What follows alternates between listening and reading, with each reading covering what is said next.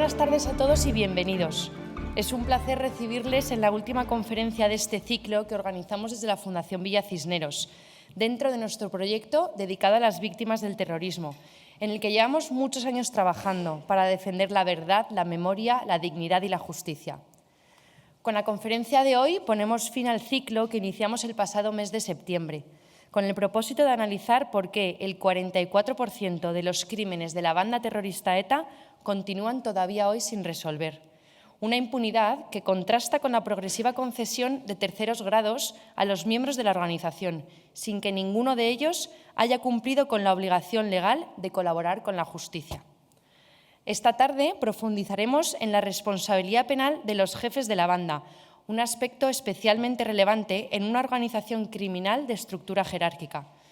Ningún atentado se cometía sin la autorización de la cúpula y por ello quienes ejercieron la dirección a lo largo de su trayectoria deben responder ante los tribunales. Si en un primer momento la falta de una tipificación adecuada pudo dificultar la acción de la justicia, las circunstancias actuales son muy distintas. Y para abordar este tema contamos con tres ponentes de excepción. Contamos con Teresa Jiménez Becerril, adjunta al Defensor del Pueblo, hermana y cuñada de Alberto Yasten, asesinados por ETA en Sevilla el 30 de enero del 98, y una de las voces más firmes en la defensa de la memoria de las víctimas. También contamos con Marcelo Azcárraga, fiscal de la Audiencia Nacional y coordinador durante años de las investigaciones sobre los crímenes terroristas sin resolver. Juan Pablo González, presidente de la Audiencia Provincial de Madrid y primer juez en su etapa en la Audiencia Nacional, en dictar un auto de procesamiento contra la cúpula de ETA por delitos de lesa humanidad en octubre del 2015. Anunciaba al principio el cierre de este ciclo y concluyo ahora anunciando el inicio del próximo, que será en enero y será bajo el título La América Española. Entre enero y mayo recorreremos la extraordinaria obra que España llevó a cabo en el continente americano y desmontaremos los mitos y distorsiones que han proliferado en los últimos años. Y antes de despedirme, les invito a hacerse amigos de la Fundación Villa Cisneros. Su apoyo, por pequeño que sea, contribuye directamente a que nuestros proyectos puedan seguir adelante. Y también aprovecho para recordarles que tenemos la Lotería de Navidad, porque nunca se sabe dónde puede tocar, así que a la salida pueden comprar los que todavía no lo tengan. Y ya para terminar y poder introducir el tema de hoy, les dejo con un breve vídeo que contextualiza la cuestión que vamos a abordar. Muchas gracias.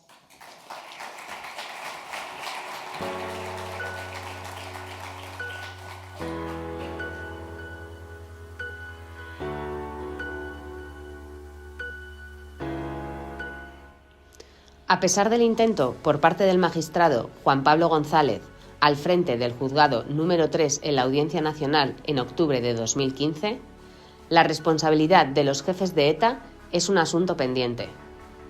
Al abandonar la Audiencia Nacional este magistrado, proseguir con la apertura de juicio contra los dirigentes de ETA por delito de lesa humanidad cayó en el olvido y hoy todos ellos están en libertad o a punto de lograrla.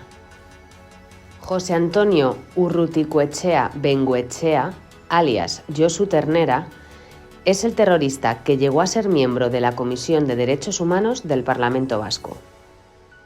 Estando en prisión, Ternera fue diputado del Parlamento Vasco por Euskal Herritarrok, partido ilegalizado en 2003 como coalición integrada por Herri Batasuna.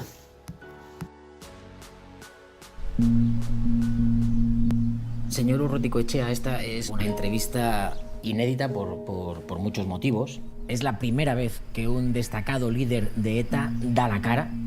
Para mucha gente en España, su nombre no es solo sinónimo de terrorismo, también lo es de brutalidad, de crueldad. Y a la vez, le consideran a usted una pieza clave para que se llegase a ese fin de la violencia. ¿Y? ¿Recibió usted instrucción militar de ETA? Sí. ¿Participó en algún atentado con víctimas mortales? Sí. El objetivo, en absoluto, era hacer terrorismo. Terrorismo es lo que hemos conocido, de Londres, en París y en el 2004 en Madrid. ¿Qué diferencia ve usted entre matar por un dios o matar por la patria? ¿Considera usted, Hipercor, un error? El error de cálculo es un error enorme. Esa es una consecuencia de que la policía no desaloje. ¿Ordenó usted el atentado de Zaragoza? En absoluto. Los guardias civiles ya saben en cuál era su función, no era salvar la patria. Pasaron las 48 horas y ETA asesinó a Miguel Ángel Blanco. ¿Se plantea usted dejar ETA? ¿Por qué?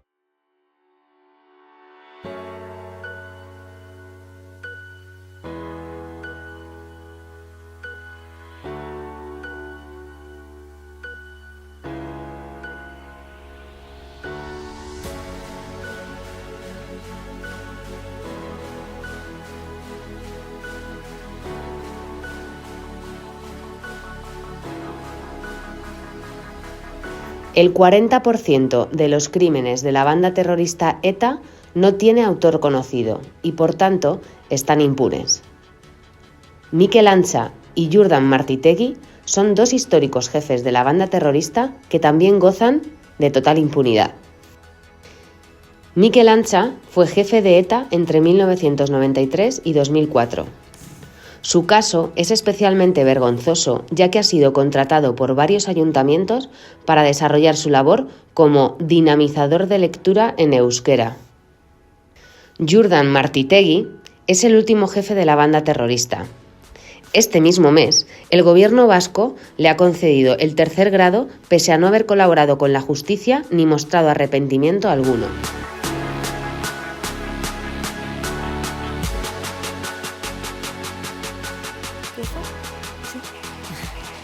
Bueno, pues muchísimas gracias. Quiero dar las gracias y las buenas tardes a todos los presentes, porque este no es un acto cualquiera.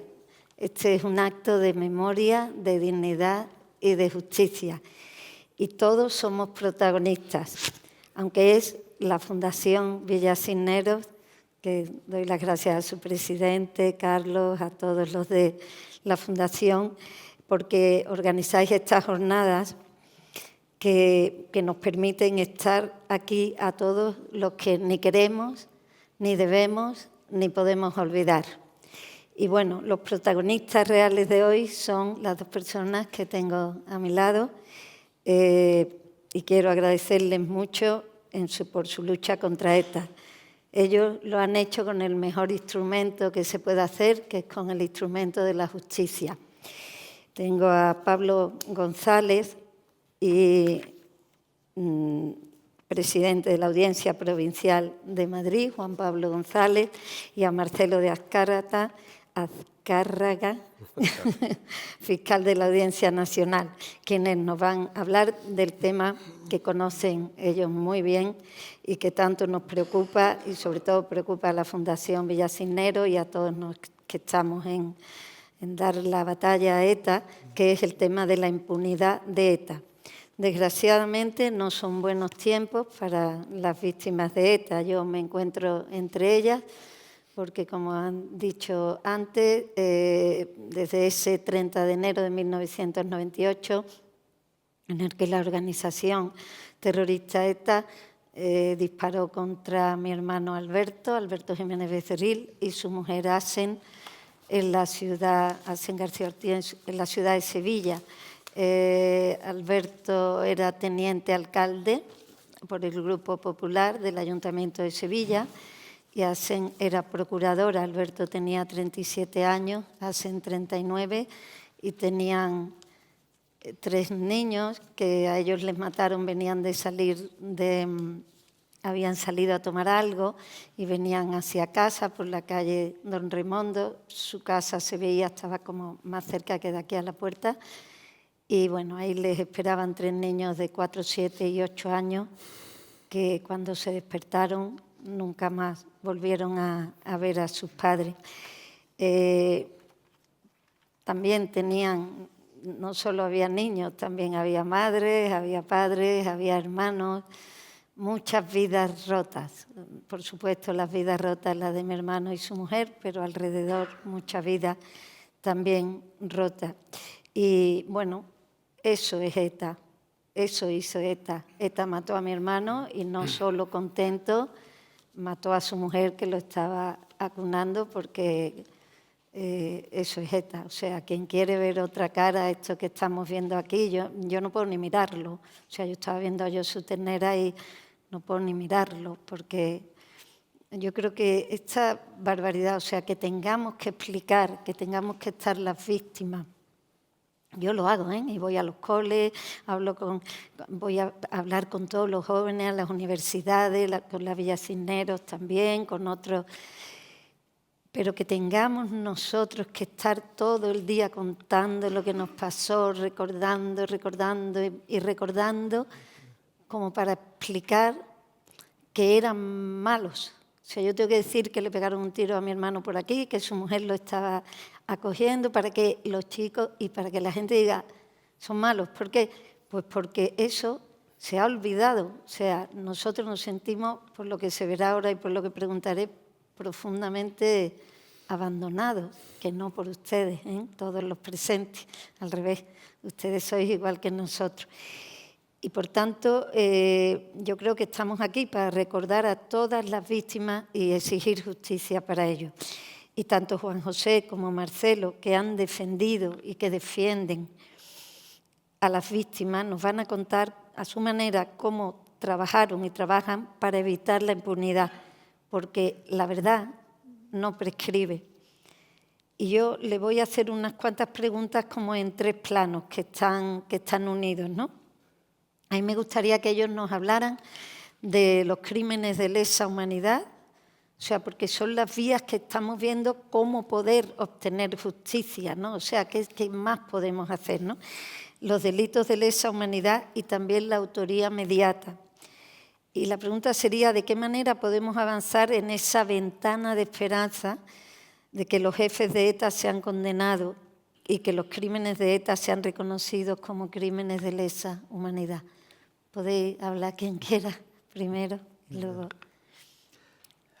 En primer lugar, mis primeras palabras quieren ir dirigidas a agradecer a la Fundación Villa Cisneros, en la persona de su presidente, aquí presente, Íñigo Gómez Guizueta y Pineda, y el coordinador de actividades, mi querido y viejo amigo Carlos Urquijo, haberme dado una vez más la oportunidad de participar en un acto de esta naturaleza y con este contenido. En cuanto al objeto de mi intervención sobre la impunidad de ETA, quiero señalar que va a tener 2 perspectivas distintas. Por un lado, la impunidad de los crímenes de ETA desde la perspectiva del mundo judicial, de la actividad judicial, y en segundo lugar, una segunda perspectiva o dimensión que creo que puede ser incluso más importante, como es la impunidad moral y política de ETA y en general del terrorismo nacionalista. En las 2 perspectivas me dedicaré brevemente a analizar las causas, el diagnóstico y también qué iniciativas pudieran ir dirigidas de alguna manera a amortiguar los efectos de esa impunidad. Comenzando por la impunidad a nivel judicial, es un hecho que gran parte de los crímenes de ETA, en concreto cerca de 400, 380, siguen sin resolver, siguen sin conocerse quiénes fueron los autores materiales de los hechos y, por tanto, quedan con la natural frustración para las víctimas condenados a la impunidad pese a las numerosas iniciativas que se han adoptado para hacer frente a esa situación.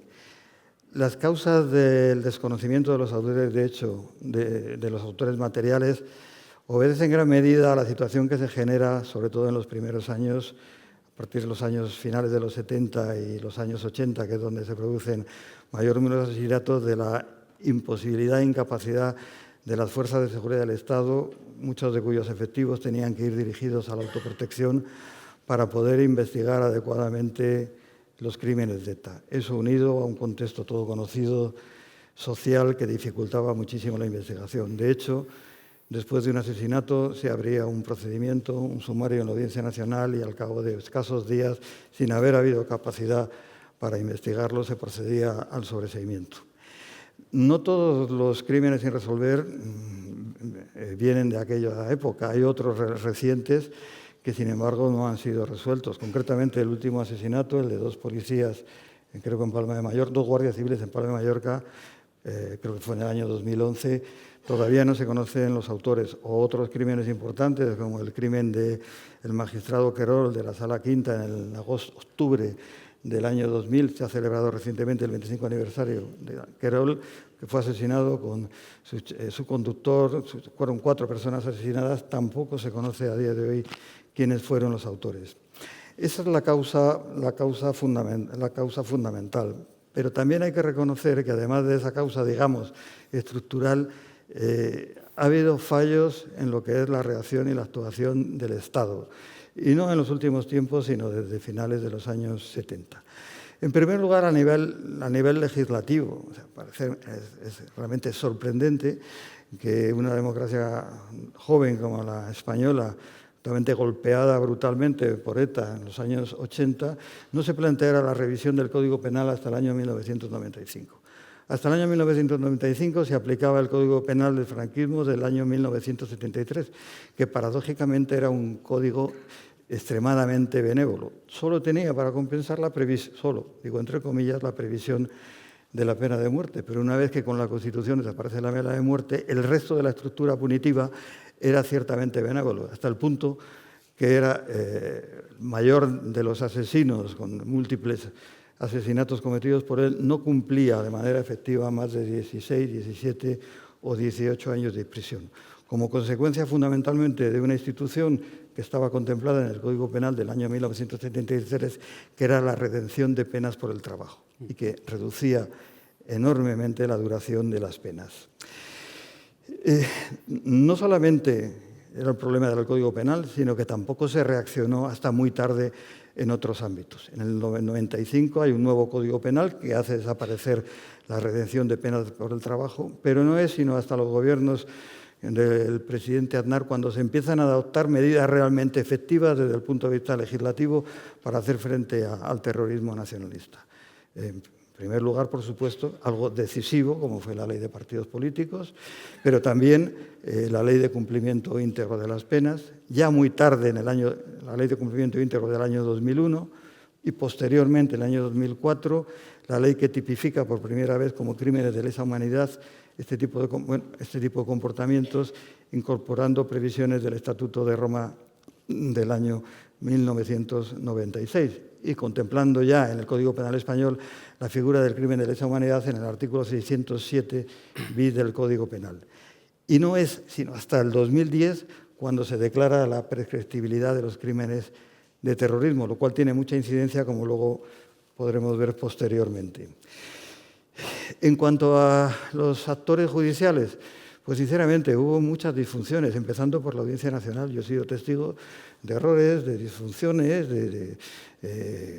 podría describir más de una que facilitaron o contribuyeron, o bien por la vía de prescripción, o bien por la fuga de autores, o bien por el agotamiento del plazo sin razón justificada de prisión preventiva, a que las cosas no se llevaran a cabo como yo creo que se deberían haber hecho. Evidentemente, la Audiencia Nacional ha hecho una gran labor, pero hay que reconocer que en determinados aspectos ha habido fallos e ineficiencias. Y luego, por otro lado, lo que era fundamental, y que aquí hay algunos de los que están aquí entre el público lo conocen perfectamente, el mito de la cooperación judicial con Francia. Y yo fui magistrado de enlace en Francia en el año 2012 al 2015. Y tengo que decir que los colegas franceses, a pesar de haber sido condecorados y agasajados por las autoridades españolas, muchas veces se destacaban no por la colaboración, sino por los obstáculos que oponían para facilitar el trabajo de los jueces y fiscales españoles. Siendo yo magistrado de enlace en Francia, en el año 2014 se firmó por el ministro de entonces, Ruiz Gallardón, un acuerdo para facilitar la transmisión inmediata entre las policías, las fuerzas de seguridad, de la documentación incautada a los comandos. Las comisiones rogatorias se demoraban sistemáticamente. El acceso a los documentos no era nada fácil para agentes de la Guardia Civil. Las OEDs obtenían todo tipo de obstáculos, es decir, las OED, las órdenes de entrega de terroristas, por parte de los magistrados de muchas salas de instrucción de los tribunales de apelación franceses, que eran los competentes, exigiendo la investigación rigurosa de los elementos de inculpación, algo que no contempla la legislación europea, exigiendo que se agotara la investigación cuando se había producido una denuncia por malos tratos. Eso demoraba, lógicamente, las investigaciones, entorpecía las investigaciones y retrasaba la entrega y el enjuiciamiento de terroristas condenados en Francia. Tengo que reconocer que en toda esta lucha ya de décadas, las únicas instituciones que siempre estuvieron a la altura de las circunstancias fueron la Guardia Civil, que lo pagó con sangre, desde luego, y la Policía Nacional. En definitiva, todo ese cúmulo de errores, ineficiencias por parte del Estado, me lleva a una idea, a una frase de Luther King, que viene a decir: nuestra generación no habrá lamentado tanto los crímenes de los perversos como el silencio estremecedor de los bondadosos. Por lo que se refiere a las iniciativas desde el ámbito judicial para hacer frente a la impunidad de ETA y el no conocimiento de la autoría de estos crímenes, se pusieron en marcha diferentes mecanismos desde el punto de vista jurídico y procesal. Quiero hacer referencia al sumario 3-2015 que yo impulsé en aquella época, en el breve plazo que asumí la dirección del Juzgado Central número 3. En ese sumario, que responde a una querella de dignidad y justicia, por primera vez se consideraron que los crímenes de ETA podían ser calificados como crímenes de lesa humanidad en la medida que constituían un ataque sistemático y generalizado contra un sector de la población por razones políticas ideológicas y con el objetivo de excluirles de la vida política. Se trata claramente de una violencia de persecución vinculada también a otro objetivo, que es la limpieza étnica. No podemos olvidar que prácticamente, según los estudios que se han llevado a cabo, son 180.000 las personas que por razones vinculadas a la violencia nacionalista se vieron obligados a abandonar el País Vasco. Esa fue una iniciativa que además se consideraba, por mi parte, que tenía una especial trascendencia, fundamentalmente desde el punto de vista simbólico. Lo que se pretendía no era tanto provocar unas condenas acumuladas a las que ya se habían cumplido por los dirigentes de la ETA, sino que suponía un paso adelante en la delegitimación internacional del terrorismo nacionalista. Era lo más cercano a ese juicio de Nuremberg que nunca tuvimos y que creo que la democracia española tenía que haber celebrado para respetar como merecían la memoria y la dignidad de las víctimas. Para construir el juicio de autoría en ese procedimiento del crimen de lesa humanidad, yo invoqué la teoría de origen alemán, un tratadista, Roxin, la teoría del dominio, autoría mediata por dominio de la organización. Tengo que hacer una precisión. Muchos de los crímenes sin resolver o crímenes que ahora se están investigando gracias a las iniciativas puestas en marcha a partir de 2002 por la Asociación Dignidad y Justicia, no precisan de recurrir a la teoría del dominio de la organización para construir el juicio de autoría e imputar a los dirigentes de ETA. En aquellos supuestos paradigmáticos, como es el asesinato de Gregorio Ordóñez, el asesinato de la T4, el asesinato de Miguel Ángel Blanco, que se han reactivado, ya digo, gracias a esta asociación, se puede mantener claramente que los dirigentes de ETA, los miembros del comité ejecutivo de la época, fueron coautores de esos asesinatos como autores intelectuales por dominio del hecho. Nadie puede imaginar que esos atentados, con la trascendencia política que tenían, fueran ejecutados sin una orden directa y precisa por parte de los dirigentes de ETA. Pero la autoría de la autoría mediata por dominio de la organización, que ha sido aplicada, tiene precedentes en el derecho comparado. En primer lugar, los crímenes que fueron cometidos en el muro de Berlín y que esta teoría permitió la condena de los dirigentes de la República Democrática Alemana. También se aplicó posteriormente para luchar contra el terrorismo italiano en las Brigadas Rojas, o hay otros antecedentes en derecho comparado en Chile, en Argentina, en Colombia. Pero esa teoría es fundamental para procesar y condenar, en su caso, a los dirigentes de ETA por aquellos crímenes en los que no era preciso que los militantes etarras recibieran una orden concreta. Aplicando esta doctrina, no se necesita probar la existencia de una orden concreta. Solamente se necesita acreditar que esos dirigentes de ETA tenían el dominio del hecho. El dominio del hecho suponía el dominio sobre el control de la fuente del riesgo.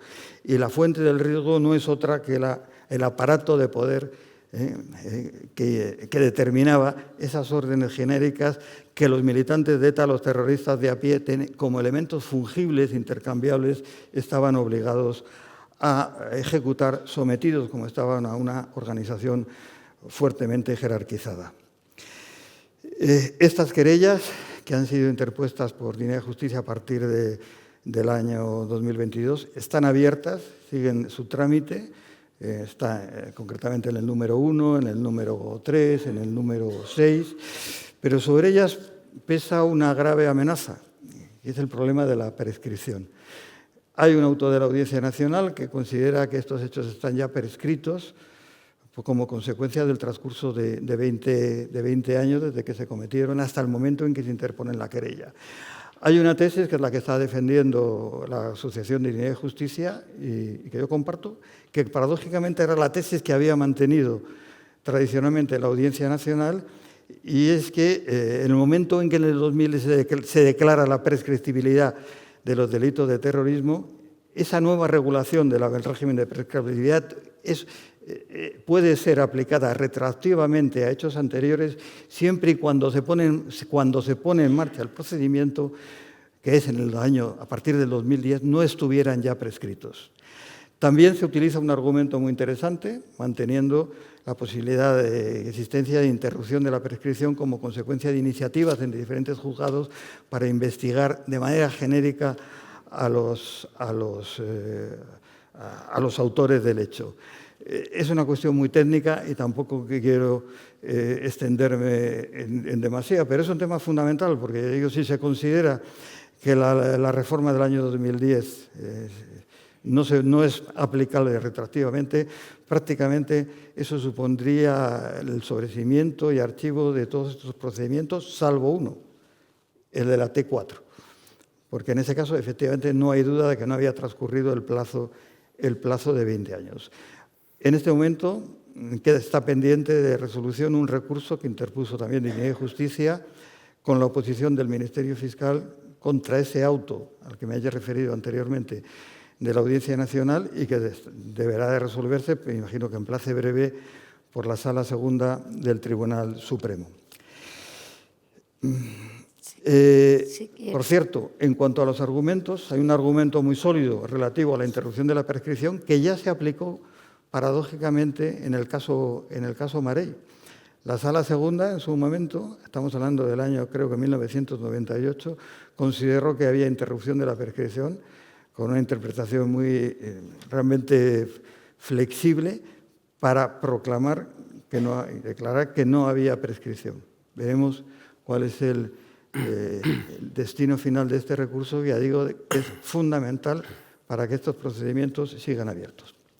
Y dicho esto, en cuanto, no sé, yo muy rápido. Tenía otras preguntas que son un poco las que ya he hablado. La segunda dimensión, que es muy interesante. La segunda dimensión que considero que es muy importante, la impunidad política y moral. ETA declara la disolución, primero el cese de la actividad terrorista y luego la disolución en el año 2001. Se ha proclamado, por activa y por pasiva, que la derrota de ETA no se ha pagado un precio. Sinceramente, algunos se han referido a la derrota del vencedor, otros han hablado de que tantas veces proclamada derrota de ETA es siguiendo palabras de la filósofa Hannah Arendt, una mentira política organizada. ETA no ha sido derrotada en el ámbito político y, de hecho, está presente en todas las instituciones del País Vasco, concretamente en más de 500 ayuntamientos, y está muy cerca de poder alcanzar en las próximas elecciones el gobierno vasco. Y tampoco es cierto que no se pagara un precio. O sea, se pagó un precio, evidentemente, en lo que fue la legalización de la marca política de ETA, Sortu, y se pagó un precio, yo creo que también mucho más grave, y es la renuncia por parte del Estado a exigir responsabilidad política y moral a los cómplices de ETA, a todo ese entramado de silencios, oscuridades que sirvió de fermento a la violencia terrorista. Y como consecuencia, ya digo, de ese desistimiento del Estado a exigir responsabilidad política y moral a ETA, pues nos encontramos que a día de hoy la ideología y los fines por los que ETA mataba han salido indemnes.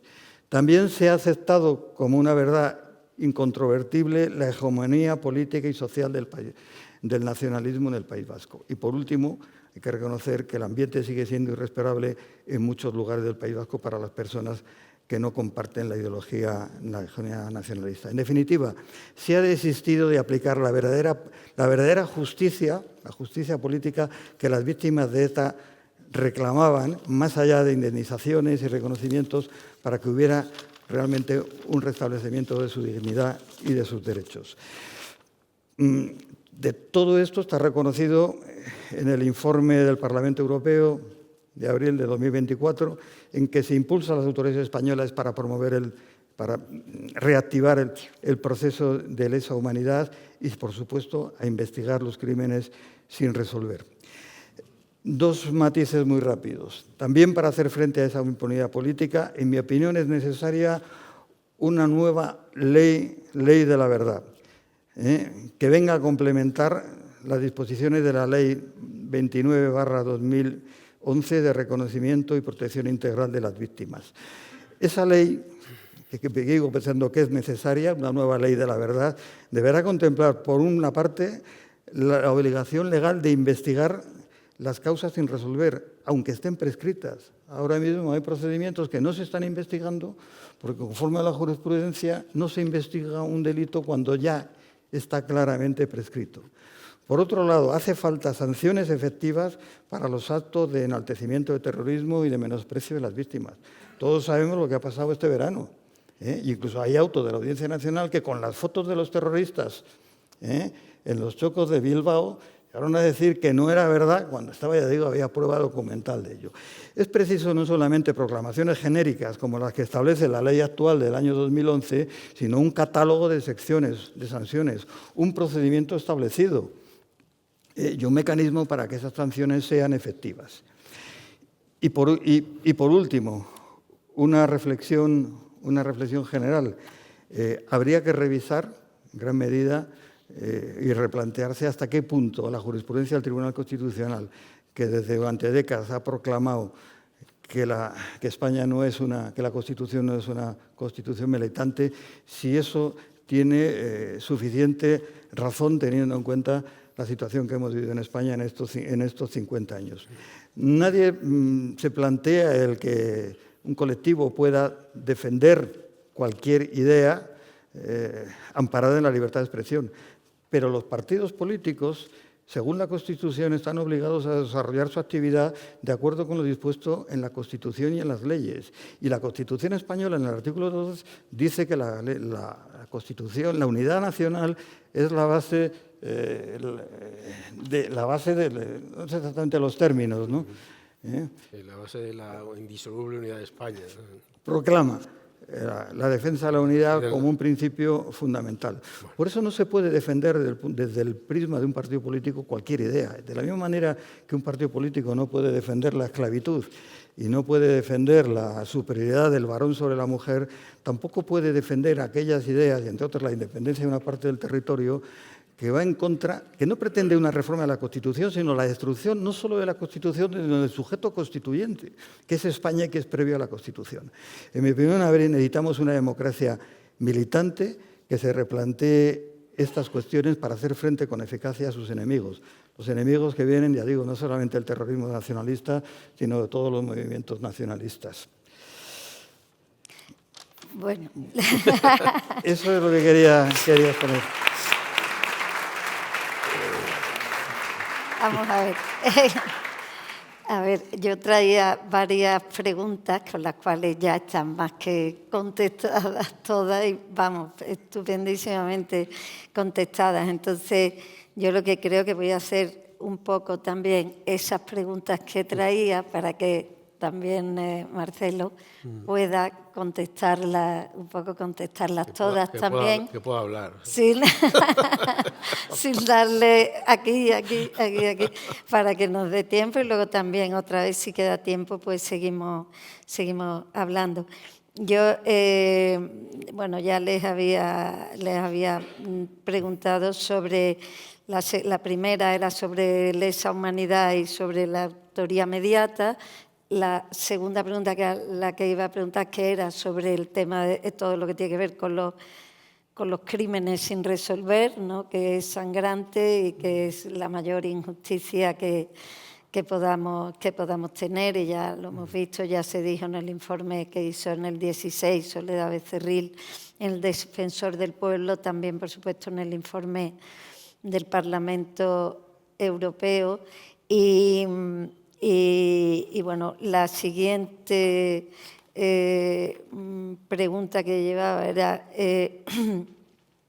que si se puede revertir de algún modo esta situación de los crímenes sin resolver, que ya también hemos entendido bastante, por lo menos yo, me ha servido mucho. Y otra pregunta que creo que esta no ha salido, pero bueno, yo ya las digo un poco todas para que ya vayáis hablando como queráis, es la que se refiere a la actual política penitenciaria que tenemos y las consecuencias que tiene sobre la impunidad, ¿no? Tenemos el nivel 1 de impunidad, que serían los crímenes no resueltos, el segundo nivel de impunidad, que serían los beneficios penitenciarios, y el tercer nivel de impunidad, que serían los homenajes a las víctimas, ¿no? Y el enaltecimiento, que sería más una impunidad también moral, ¿no?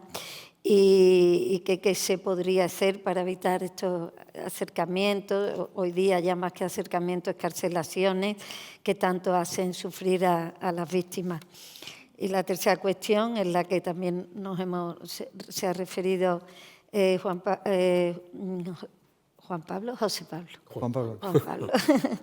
que es el tema de los homenajes a los terroristas, ¿no? Yo, por ejemplo, he tenido que ver muchísimas ocasiones, una vez conseguí pararlo en la Audiencia Nacional, la segunda vez no, homenajes al asesino de mi hermano en su pueblo, en Villava. Todos los veranos les hacían carreras populares, piñatas, fuegos artificiales, y las fiestas del pueblo se brindaba por él, no por Alberto, sino por el asesino, extrañamente. Y teníamos que soportar esa indignidad, y eso lo hacían delante de niños, ¿no? Esa trae consecuencias de que hoy día haya jóvenes, muchos en el País Vasco, y eso, que digan yo voy a votar al partido de la ETA. ¿Pues qué? Pues porque si los héroes son los terroristas y las víctimas no tienen ningún sitio, pues lógicamente los niños crecen en ese ambiente. Lo que hemos visto este verano en Bilbao ha sido sangrante. O sea, yo quiero reconocer que una de las cosas, antes lo hablaba con Marcelo, de las que más me duele como víctima del terrorismo, es ver las fotos de los terroristas en unas fiestas populares, mientras la gente se está divirtiendo con los asesinos de tantísimos españoles inocentes, entre ellos 27 niños, mujeres embarazadas, policías, guardias civiles, que evidentemente son los que tienen mi mayor respeto porque dieron el mayor tributo de sangre. Y aquí quiero agradecer por todo su trabajo al Guardia Civil, a Manuel Corbí, y bueno, aprovecho también para citar otras víctimas que están aquí, a mi amigo Dani Portero y a mi amigo Jaime Maestro, que, bueno, Dani mataron a su padre en Granada, y a Jaime, que lo tengo siempre en mi corazón, mataron a su padre, que era magistrado,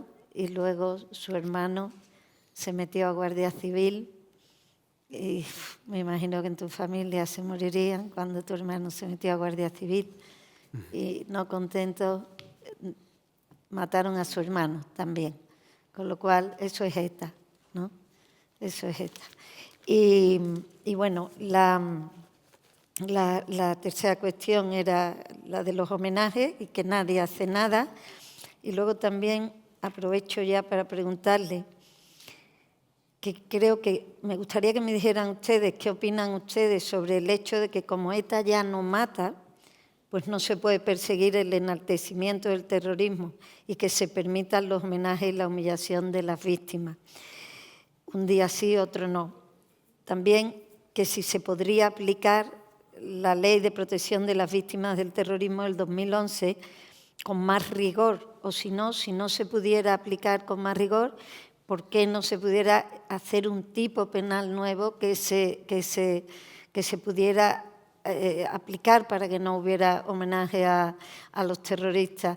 El hecho de que se pueda perseguir el yihadismo y nos digan como única causa que es que los yihadistas están en activo y ETA no, pues bueno, que inventen algo para que se pueda penar con penas menores o con menos gravedad o con lo que queramos, pero que por lo menos moralmente haya algo a lo que acudir, porque que no pase nada y una persona pueda estar...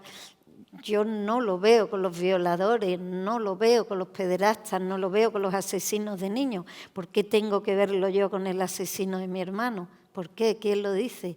Y que tengamos que soportar eso, ¿no? Entonces, yo les voy a leer un momento solamente lo que dice el informe del Parlamento Europeo al respecto.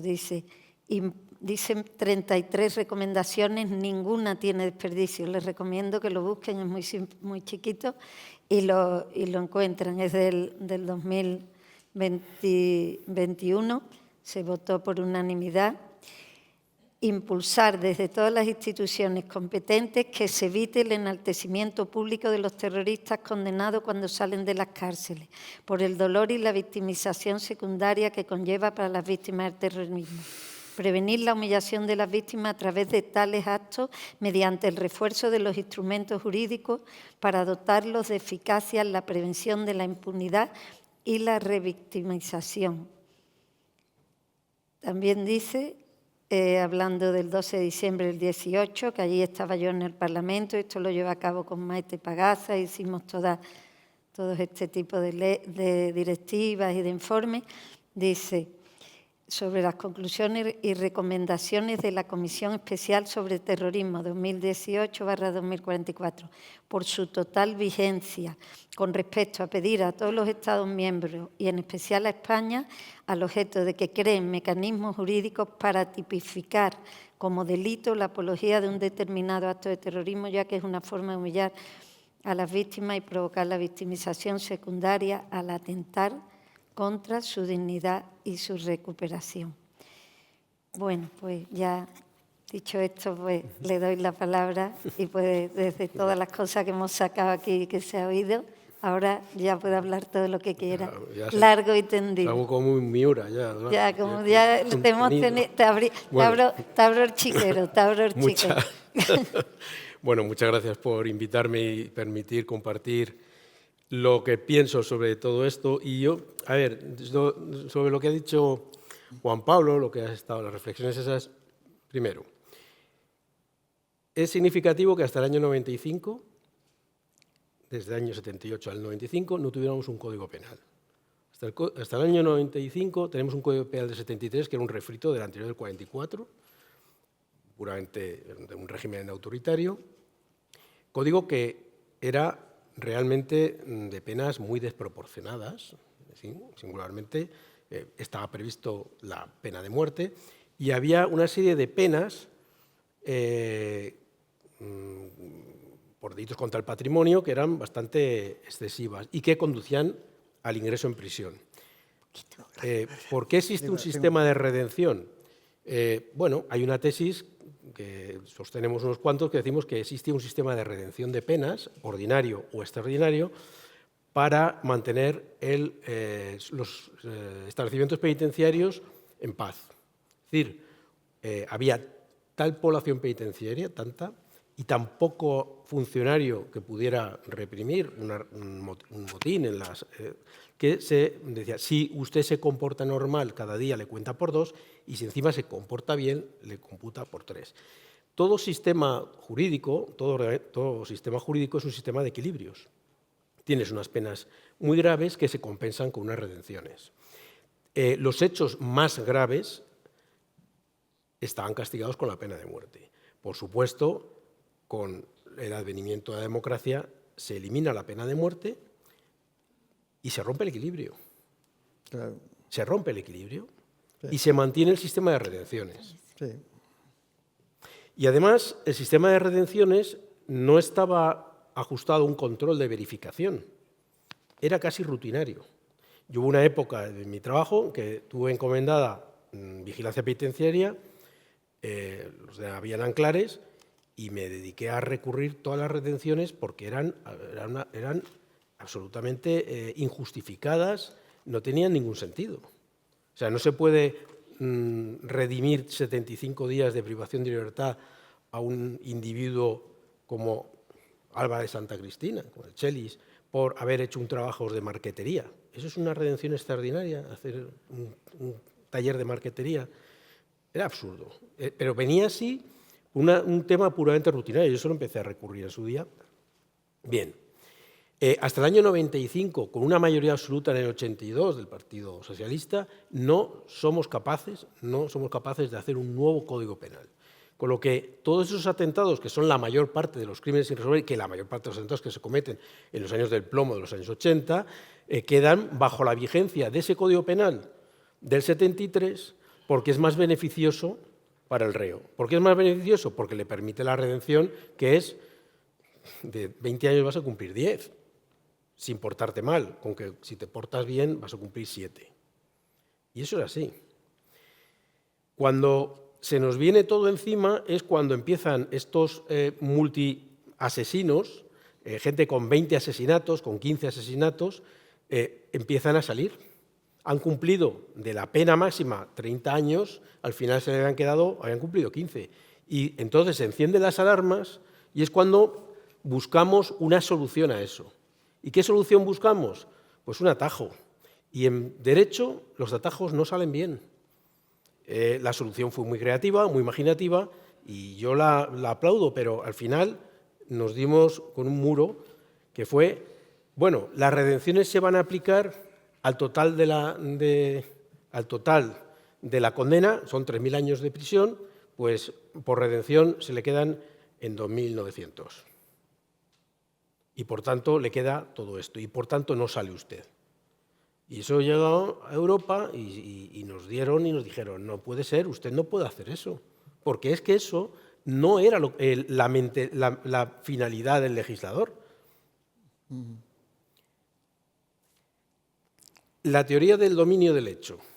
La teoría del dominio del hecho es de complicada aplicación, ¿verdad? Todos lo sabemos. Para la teoría del dominio del hecho no hace falta ir por la vía de los crímenes de lesa humanidad. La teoría del dominio del hecho nos permite imputar a la cúpula de ETA en cada momento todos los hechos delictivos que haya cometido ETA en ese momento. No hace falta ir a la lesa humanidad. ¿Por qué acudimos a la lesa humanidad? Porque desde el 2004 se dice que esos delitos no prescriben. Estamos buscando el argumento jurídico, forzado desde mi punto de vista, loable, pero forzado desde mi punto de vista, para evitar la prescripción de unos delitos que son execrables y que nos repugnan a todos. Siguiente paso. La no prescripción de los delitos de terrorismo viene también en 2010. Para esa solución tan sencilla como decir que los delitos de terrorismo que constituyan la comisión de una muerte, la causación de una muerte, no hay prescripción. Y tenemos que ir hasta 2010 para decir eso. ¿dónde está el foco de todo? ¿Dónde está el nexo común de todo ello? En el legislador. En el legislador. En el legislador, pero no en el legislador de ahora, en el legislador de siempre. Ahora estás planteando. Pero en el legislador, porque no es un legislador, Pero, porque el legislador tiene que ponerse de acuerdo, claro. bueno, ha habido mayorías absolutas muy notables y no se han adoptado decisiones. Yo entiendo que decisiones de este tipo necesitan un consenso. ¿Por qué existe ese consenso en 2010 para declarar que los delitos de terrorismo cuando causan muerte no prescriben y no existe ese consenso en el año 87? Que habría presión en la opinión pública. Yo no lo sé, pero... Cuando hay presión, ¿qué es lo que pasa ahora, en mi opinión? Que no hay presión. Pero yo creo que hay que hacer una lectura acerca de por qué hemos llegado a este punto y que, por muy loables que sean los esfuerzos que hacemos para incardinar conductas que evidentemente son penales en tipos penales que no están previstos para eso, al final estamos haciendo un esfuerzo porque el legislador no ha hecho lo que tenía que hacer antes. Pues sí. Sinceramente, yo creo que es así. O sea, los operadores jurídicos no nos podemos inventar la ley, estamos sujetos al principio de legalidad. ¿Por qué yo creo, sinceramente, que no hay un delito de lesa humanidad en la conducta de ETA? Lo digo abiertamente, yo creo que no es así. El legislador español nunca ha pensado en ETA cuando ha adaptado nuestra normativa a la legislación internacional a la que teníamos obligación de adaptarnos. Prueba de ello es que cuando se introduce el artículo 607 bis del Código Penal, la exposición de motivos que justifica eso, en 2 líneas, se despacha diciendo algo así como que para adaptarnos al marco estatutario del Tribunal Penal Internacional. Es decir, no es para otra finalidad. En Italia hay una legislación específica antimafia porque han tenido un problema con unas organizaciones muy específicas y han hecho una regulación para perseguir ese tipo delictivo. Hombre, en Italia, que yo he vivido 20 años, el autor mediato. Claro, en España, existe. En España no se ha hecho. Yeah. No se ha hecho. Y permítanme la expresión, vamos trampeando y buscamos soluciones para colmar esas lagunas del legislador.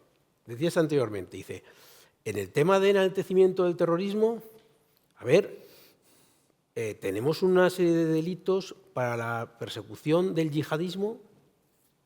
Y digo, no, para la persecución del yihadismo y de cualquier No, yo he dicho tipología. la humillación de las víctimas. No, pero cuando hablabas del yihadismo, porque ha habido una reforma tan contundente del legislador español introduciendo conductas muy específicas, muy específicamente destinadas a reprimir, a perseguir, a adelantar la barrera punitiva en materia de yihadismo.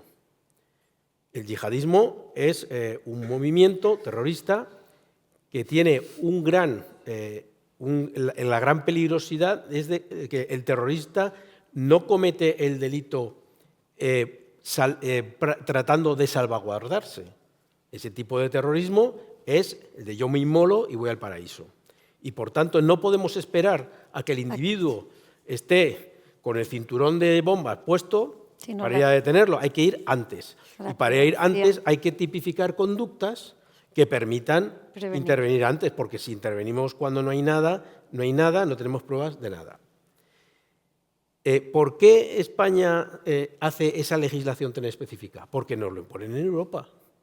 No es una iniciativa del legislador español. Bien es cierto que sí que el legislador español va más allá y tipifica unos delitos de autoadoctrinamiento pasivo que son difíciles de comprender, son complicados, la línea entre la libertad de expresión y esa tipología delictiva es confusa, es difícil de señalar, pero no es porque el legislador español haya decidido que tenemos un problema de terrorismo en España, es porque hay un problema de terrorismo en Europa adopta medidas y España se suma, corta y pega y lo mete en el Código Penal. Es decir, en fin, todo el foco gran parte del foco la tengo que poner en que no tenemos los instrumentos legales para la persecución. Pero el Parlamento Europeo en el 21 y antes también lo decía, y aquí no se ha hecho nada. Bueno, claro, pero luego me dicen, bueno... Pero también se lo habla a los jueces, a los fiscales y a todos, no solo... ¿Dónde podemos, con los instrumentos que tenemos actualmente, dónde podemos buscar soluciones? ¿Ven? El Instituto de la Prescripción. El Instituto de la Prescripción tiene el fundamento de la seguridad jurídica del delincuente. Es decir, no es normal que una persona que con 20 años ha robado una gallina, pues, al término de 20 años, pues le vayan a meter en la cárcel porque robó una gallina hace 20 años, de una familia. O sea, no tiene sentido. Pero, claro, eso no se puede generalizar a toda la tipología delictiva. Pero es que eso es de sentido común. A nadie se le ocurre hasta 2010 que los delitos de terrorismo que causan muerte no deben prescribir, porque hay un equilibrio que mantener. Es la seguridad jurídica del delincuente y la tutela judicial efectiva de la víctima. Y desde ese punto de vista, la interpretación que tenemos que hacer de la prescripción en cuanto atenta, vulnera el derecho a la tutela judicial efectiva de la víctima, ha de ser de una interpretación restrictiva, muy restrictiva, porque es una excepción de la aplicación del ius puniendi del Estado a una conducta penal. Es una excepción, y como tal excepción, tiene que ser excepcional.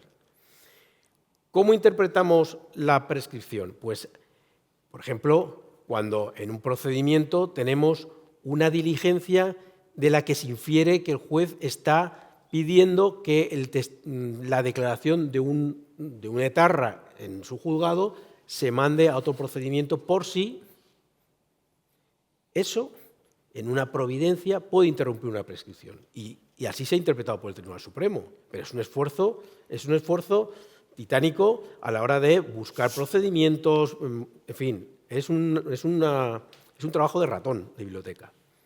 Pero hay que hacerlo. Porque yo lo que digo, efectivamente, la frase esa, la verdad no prescribe, el derecho a la verdad no prescribe. Y partiendo de esa filosofía es como yo asumí la coordinación de la averiguación, del esclarecimiento de los crímenes sin resolver. Puesto que el derecho a la verdad no prescribe y puesto que la Fiscalía, el fiscal no es quien para declarar la prescripción la declara un juez, porque es una resolución de extinción de responsabilidad penal.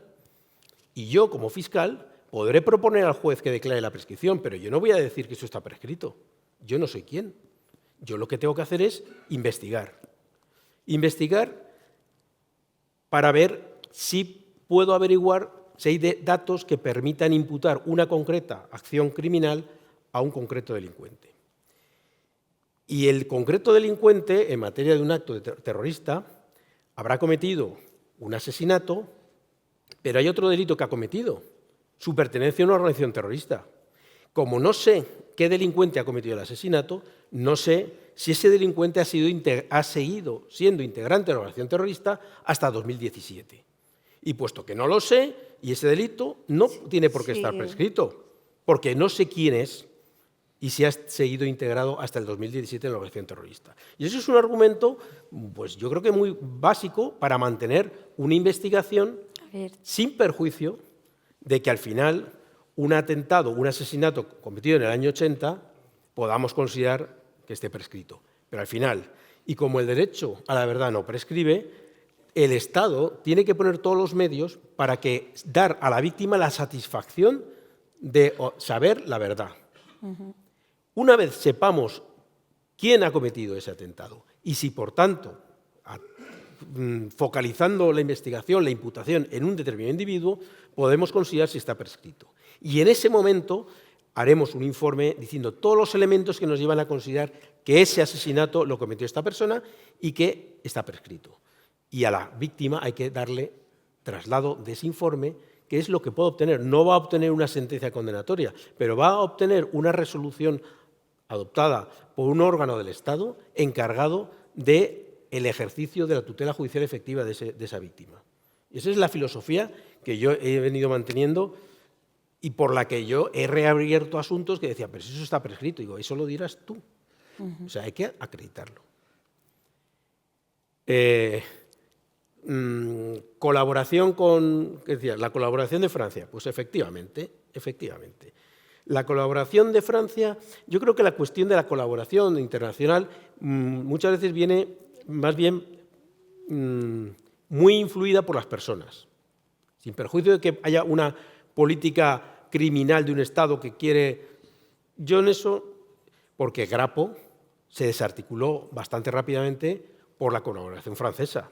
La colaboración del juez francés encargado de auxiliar a la policía española, a la Guardia Civil en este caso, que es la que llevó Grapo, que lo conozco bien, fue magnífica. Pero fíjate lo que nos costó a ti y a mí poder ir ahí al Mont Ventoux. Al Mont Ventoux, hasta que facilitaron la comisión rogatoria. Sí. Estábamos los dos, además, en sí, esa. pero fuimos, y yo fui 2 veces, y tuvimos que ir 2 veces a molestar a una señora, porque la primera vez, ya lo hizo otro magistrado, no fuiste tú, no creo que hiciera las cosas muy bien. Y tuve que convencer a las autoridades francesas de volver a repetir eso, asegurando y garantizando que cuando llegáramos a la casa a hacer el registro no iba a estar la prensa antes. Por ejemplo, que también hay que saber, también hay que saber hacer autocrítica, ¿verdad?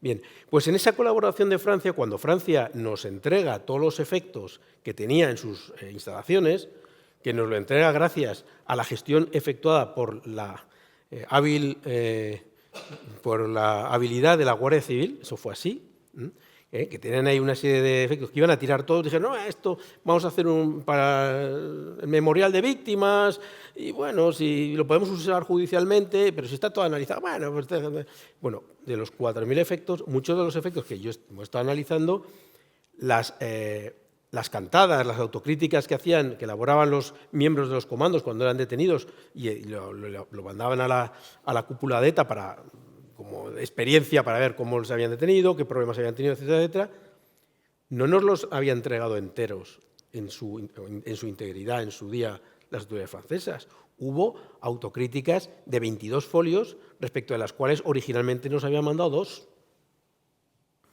y que nos ayudaron a reabrir muchas. No sé si eso fue intencionado o pura desidia, no lo voy a calificar, pero realmente aquí, en España, yo creo que trabajamos bastante bien. En Alemania se desarticuló el aparato de falsificación de ETA y los alemanes no querían saber nada, pero nada. Oiga, que tienen unos terroristas ahí pululando, están sueltos. Bueno, ¿quiere todo? Sí, deme todo. Y nos dieron todo. Portugal, en cambio, tiene una colaboración absoluta con nosotros. Cuando hemos desarticulado Resistencia Galega, una organización terrorista que operaba en Galicia, se ha hecho, en gran parte, han tenido una colaboración con nosotros magnífica. Y esa colaboración rápida y eficaz, esa agilidad, nos permite desarticular. Pero, principalmente, instrumentos legales. Si no tenemos los instrumentos legales, no podemos andar a la pata coja. Y los atajos nos llevan a que llegue Europa, el Tribunal Europeo de Derechos Humanos, el Tribunal de Justicia, y nos digan, oiga, usted no puede aplicar con carácter retroactivo una modificación del Código Penal en ese sentido, porque nos lo van a decir. Nos lo van a decir. En fin, yo soy muy pesimista. Yo creo que estamos donde estamos y hay que aprender de los errores que hemos cometido. Pero la mayor laguna que tenemos es la laguna de los instrumentos legales para luchar contra el terrorismo de ETA. Y si hay alguna otra cosa, pues... Sí, yo quería darte, por supuesto, la palabra otra vez y explico... Quería decir solo un momento, creo, como luego hay que dar la palabra por si la gente tiene que preguntar, ¿no? Por si queréis preguntar, como no sé mucho así del tiempo, pues doy, por supuesto, la palabra otra vez y otra vez rápido si se quieren. Y bueno, un poco ver que yo creo que, no, a ver, yo no me resigno a que no se pueda hacer nada. Y creo que la mayoría, y por los que estamos aquí tampoco, porque por eso estamos aquí, si no, no estaríamos aquí. Con lo cual, seremos unos ilusos, unos ingenuos, o sabe Dios, o nos habrán matado nuestros seres queridos, o los demás habrán vivido en el País Vasco y estarán. Pero yo sí creo que debemos usar todas. Yo comprendo que las leyes son las leyes y hay que interpretarlas, y por supuesto que se hace falta instrumentos legales, y tiene toda la razón, pero que a veces en derecho se puede entender una cosa así, pero también porque para eso están los jueces, para interpretarlo. Y yo creo que actualmente la interpretación de la jurisprudencia actual y la evaluación, cómo está evolucionando un poco de espalda a las víctimas, diría de espalda al pueblo, pero de espalda a las víctimas. Y creo que es ahí donde quizás deberíamos, y te doy la palabra. Telegráficamente, yo resumiría, al hilo de mi intervención anterior y a lo que ha dicho el fiscal Azcárraga, el Estado, yo creo que ha fallado en su conjunto, con la excepción, de las fuerzas y cuerpos de seguridad del Estado y especialmente de la Guardia Civil. Y estoy de acuerdo con Marcelo, menos en una cuestión. Yo sigo considerando que la violencia terrorista etarra constituye crímenes de lesa humanidad en los términos del artículo 6 del Estatuto de Roma. Y, de hecho, el auto, que yo así lo argumentaba, de procesamiento, no fue recurrido por la Fiscalía. Otra cosa es que posteriormente la Fiscalía, por las razones que sea, no ha impulsado ese procedimiento, pero en su momento se conformó con esa calificación de los hechos que yo insisto, yo y un sector de la doctrina, no soy el único, considera que es acertada. Y en cuanto al tema de la prescripción que dices, estoy de acuerdo contigo, pero lo cierto es que ahora mismo no se están investigando la autoría de los crímenes sin resolver cuando están prescritos. En concreto, en el Juzgado Central número 1 se planteó, también fue una vez más a una línea de justicia que tengo que decir que está haciendo una labor magnífica, pretendió que continuara la investigación respecto de un asesinato del Michelin, en que el presunto autor era Arnaldo Otegi, autor material, entonces integrante de un comando de ETA político-militar, y el procedimiento fue archivado sin que prosiguiera la investigación. Y por eso digo, hace falta esa ley de la verdad que complemente la actual ley de protección integral de las víctimas. Y yo quería dar la palabra si alguien quería preguntar. Tienes la palabra, Miquel. Es que no te había visto, porque he citado a mis amigos víctimas del terrorismo y aquí también estás tú, pero no te había visto porque no he mirado para allá. Bueno, yo quería hacer una pregunta a cada uno. Dos preguntas, me permite. A cada uno de los ponentes. A mi hermano Fernando le asesinaron el 22 de febrero del año 2000. 3 personas que están las 3 en la calle, y a una de ellas ya se le ha concedido la libertad condicional. Los que ordenaron el asesinato también fueron 3. Uno de ellos fue condenado a 30 años y es ese que está ahí apoyado en la pared. Y los otros 2, Olarra Guridi y Ainhoa Mújica, pues no les han hecho nada. Bueno, entonces, esto de que después de 25 años le concedan la libertad condicional a uno y que ya llevaba fuera de la cárcel, cumpliendo su pena fuera de la cárcel, pues no sé, 2 o 3 años, y los otros exactamente igual, ¿qué tiene que ver eso con Juan Pablo, con la ley esta que has mencionado de cumplimiento íntegro de las penas? Esa sería la primera pregunta. Y la segunda pregunta se la dirijo a Azcárraga. ¿Cuántos abogados o auxiliares, o en fin, no sé qué categoría profesional, de cuántos has dispuesto para investigar los 300 y pico crímenes irresueltos de ETA, que te ayudaran en esa tarea? Bien, en cuanto a la ley de cumplimiento íntegro del 2001, el asesinato de Fernando Buesa creo que es del año 1999 y por lo tanto no se puede aplicar porque lo prohíbe la Constitución la aplicación retroactiva de normas desfavorables.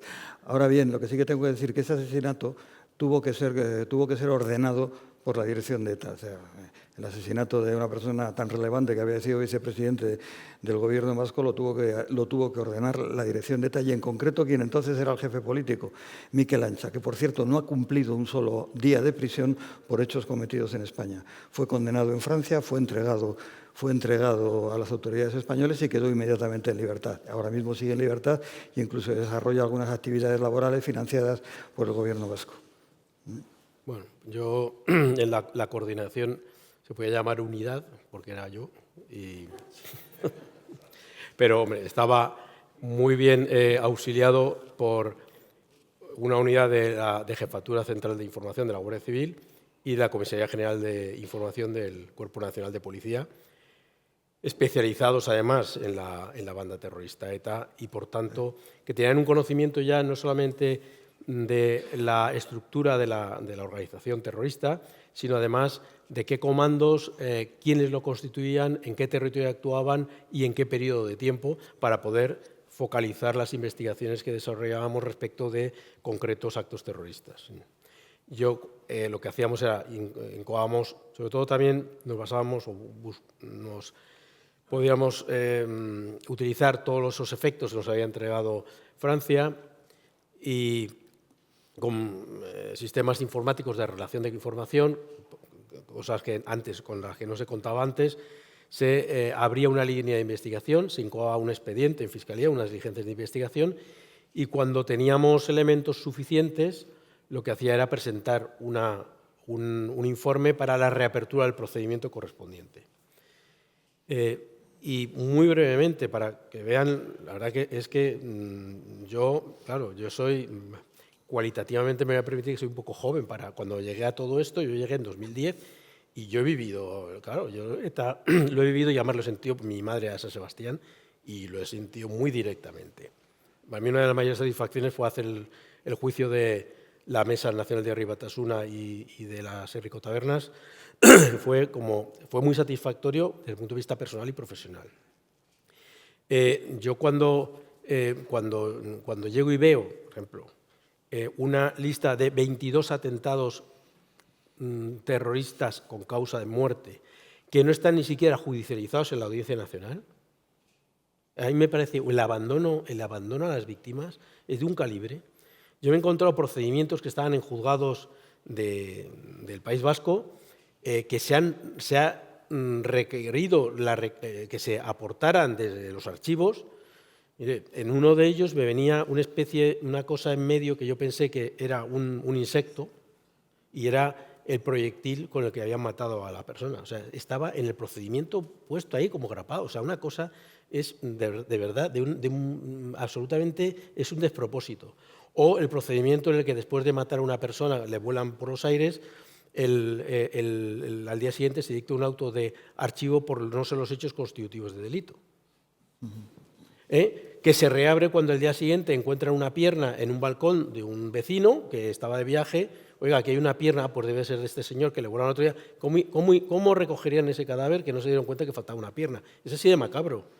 Y entonces se hace la autopsia. Sí, efectivamente, esta pierna es de este señor, se manda al juzgado, el juzgado reabre el procedimiento y lo vuelve a archivar porque los hechos no son constitutivos de delito. De verdad, eso da que pensar sobre la falta de respeto que se ha tenido a las víctimas. Yo eso lo asumo en primera persona, aunque yo no estaba ahí, pero evidentemente eso es imperdonable.